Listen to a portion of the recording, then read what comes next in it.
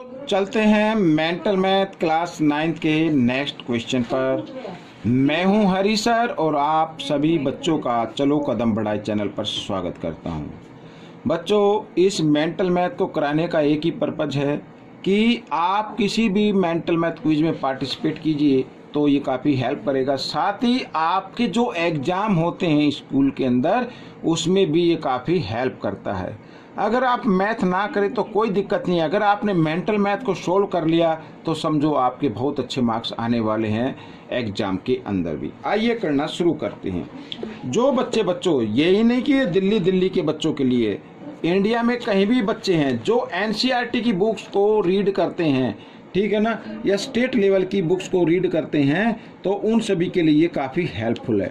देखो, find the value of X, X की value find out करनी है in the term of Y, Y के टर्म में इफ एल पैरेलल एम। यहाँ पर बच्चों देखो एल पैरेलल एम, ठीक है ना, और ये एक ट्रांसवर्सल लाइन हो गई। ये क्या हो गई? Transversal line. इसका नाम मैं पी दे देता हूं। And P is a transversal line.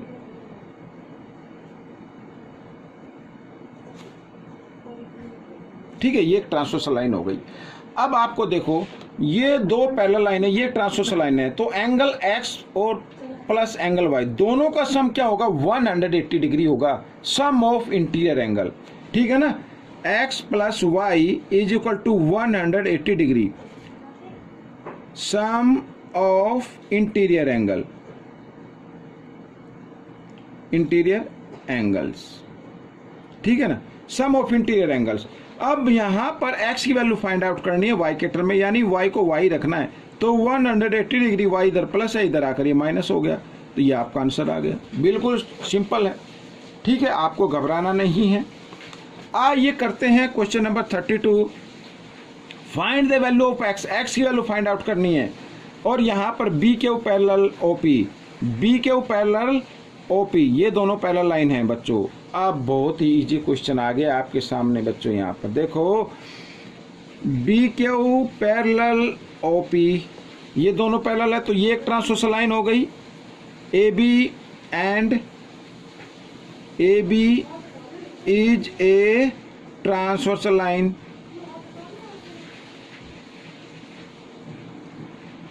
ये एक ट्रांसवर्सल लाइन हो गई।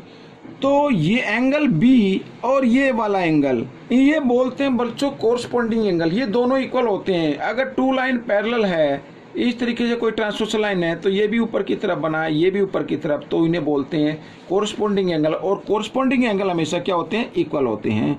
ठीक है ना, इसका हम नाम रख लेते हैं 1। तो एंगल बी इक्वल होगा एंगल 1 के। क्यों इक्वल होगा? Corresponding angle. यहां पर मैं लिख देता हूं। ठीक है, अब b की वैल्यू क्या है? 105 डिग्री है, तो 1 की वैल्यू भी क्या होगी? 105 डिग्री होगी। ठीक है ना। अब बच्चों, अब देखो कितना मजा आने वाला है। अब देखो यहां पर ट्रायंगल AO, यहां पर नाम ले लेता हूं मैं, सी तो नहीं है ना इसमें, सी नाम दे देते हैं। ट्रायंगल AOC, इस ट्रायंगल में एंगल ACP, ये एक एक्सटीरियर एंगल है, और एक्सटीरियर एंगल अपने इंटीरियर अपोजिट एंगल के सम के इक्वल होता है। ठीक है ना, तो x की वैल्यू इन दोनों के सम के इक्वल आ जाएगी। आइए करना शुरू करते हैं। In triangle AOC angle ACP is an exterior angle.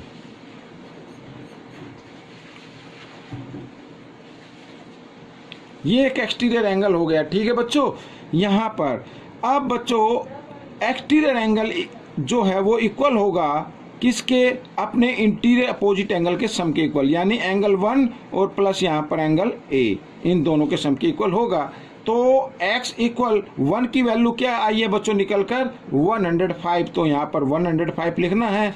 और a की वैल्यू क्या है बच्चों? 25 है, तो 25 लिख देना है। और दोनों को क्या कर देते हैं? ऐड कर देते हैं, तो 130 डिग्री बच्चों, ये आपका आंसर आ गया। ठीक है, x की वैल्यू निकल कर आ गई।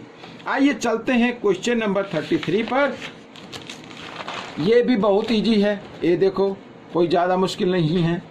तो क्वेश्चन नंबर 33 क्या कहता है, देखो, if A B and C D are parallel, ये दोनों क्या है, पैरेलल लाइन है, find the value of X plus Y की वैल्यू फाइंड आउट करनी है। बहुत ईजी है। देखो टू लाइन पैरेलल है तो ए पी क्या हो गई, ट्रांसवर्सल लाइन हो गई, तो एंगल एक्स और 40 डिग्री अल्टरनेट एंगल हो गए। अल्टरनेट एंगल क्या होते हैं, इक्वल होते हैं।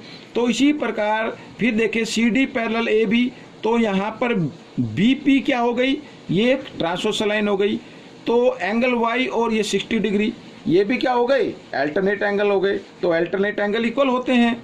तो समझ में आगे कैसे करना है, आइए करना शुरू करते हैं।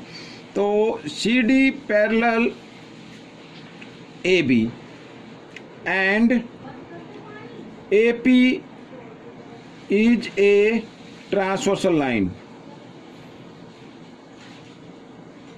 ट्रांसवर्सल लाइन, ठीक है, ये ट्रांसवर्सल लाइन हो गई। तो यहां पर बच्चों x इक्वल आएगा 40 डिग्री, इन्हें बोलते हैं अल्टरनेट एंगल।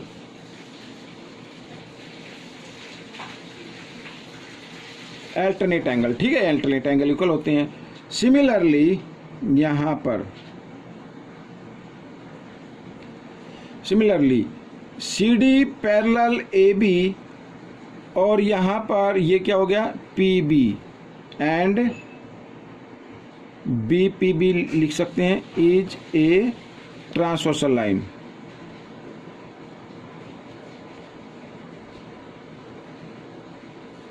ये एक ट्रांसवर्सल लाइन हो गई। तो एंगल y इक्वल होगा 60 डिग्री के, यानी ये और ये भी हो गए अल्टरनेट एंगल। तो अल्टरनेट एंगल आपको मालूम है कि इक्वल होते हैं, और यहाँ पर मैंने इक्वल लिख दिया। हमें जो फाइंड आउट करना है वो x प्लस वाई करना है। x प्लस वाई यानी कि 60, x की वैल्यू क्या 40, चलो 40 लिख लेते हैं इधर, 40 प्लस वाई की जगह 60 लिख लेते हैं। तो 60 प्लस 40 बच्चों होता है 100। तो ये आपका आंसर आ गया, ठीक है। अब क्वेश्चन नंबर 34 कर लेते हैं यहाँ पर। तो क्वेश्चन नंबर 34 में z की वैल्यू फाइंड आउट करनी है।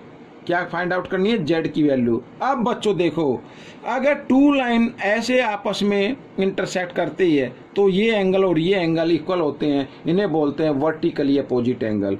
तो ठीक उसी प्रकार यहाँ पर 40 प्लस z इक्वल होगा 130 डिग्री के, ठीक है। ये एंगल और ये एंगल, इसमें तो टू एंगल है तो दोनों को हमने प्लस कर दिया। तो प्लस करने पर यहाँ पर ये 103, ठीक है। 3 एक मिनट में देख लेता हूँ 30 है या 3 है, तो थोड़ा सा कंफ्यूजन है, आइए देख लेते हैं एक बार।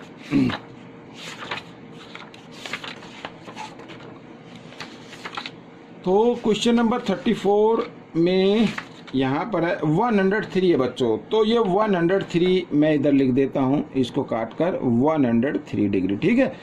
तो z की वैल्यू आपको निकालनी है। तो z इक्वल 103 और 40 इधर प्लस है, इधर आकर ये माइनस हो गया, तो माइनस कर देते हैं बच्चों। तो 3 का 3 आ जाएगा, 10 में से 4 माइनस के 60, तो 63 डिग्री आ गई वैल्यू।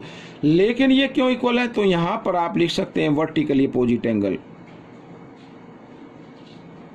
वर्टिकली अपोजिट एंगल,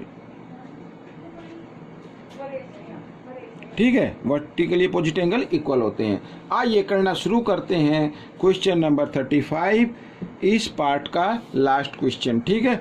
यहां पर find the value X Y Z की वैल्यू फाइंड आउट करनी है। अब बच्चों देखो, यहां पर भी टू लाइन इंटरसेक्ट हो रही हैं, ठीक है ना। तो सबसे पहले हम एक्स की वैल्यू फाइंड आउट करेंगे। ये ऐसे गई और यहाँ पर ये इंटरसेक्ट कर रही है इस लाइन को, तो ये एंगल और ये एंगल, इन दोनों का सम होगा 180 डिग्री। इन्हें आप एडजेसेंट एंगल भी बोल सकते हैं या लीनियर पेयर भी बोल सकते हैं, ठीक है। तो x प्लस 65 इक्वल 180 डिग्री, इन्हें बोलते हैं लीनियर पेयर, लीनियर पेयर, ठीक है। लीनियर पेयर हो गए। तो x की वैल्यू निकाल लेते हैं, 180 डिग्री प्लस है, इक्वल के साइन से इधर लेके आएंगे, माइनस हो जाएगा, और माइनस किया तो कितना आया, 10 में से 5 गए 5, ठीक है बच्चों। यहाँ पर 7 में से 6 माइनस करेंगे 1 और 1 का 1, 150 डिग्री है, 15 आ गया, ठीक है, 115 डिग्री। अब बच्चों देखो, और x इक्वल है यहाँ पर z के, x इक्वल है z के, इन्हें क्या बोलते हैं? Vertically opposite angle. Vertically opposite angle, ये मैंने लिख दिया वर्टिकली अपोजिट एंगल्स। तो x की वैल्यू आई है बच्चों 115 डिग्री, तो z की वैल्यू भी क्या हो गई? 115 डिग्री हो गई। तो ये आपका आंसर आ रहा है।